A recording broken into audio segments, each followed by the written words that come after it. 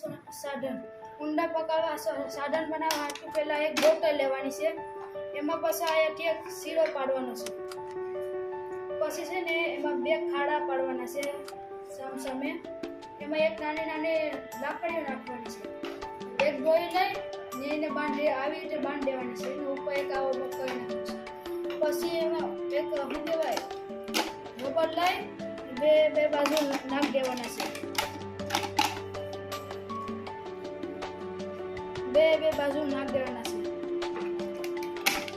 પછી તમે આ દોરીને લઈ તમને પછી એક આવું એક ખાડો પાડીને ઉપર આવું કંઈ હિપ્પો લગાડી દેવાનું છે. પછી છે ને તમે શું કહેવાય બોટલને પછી આમ કરશો.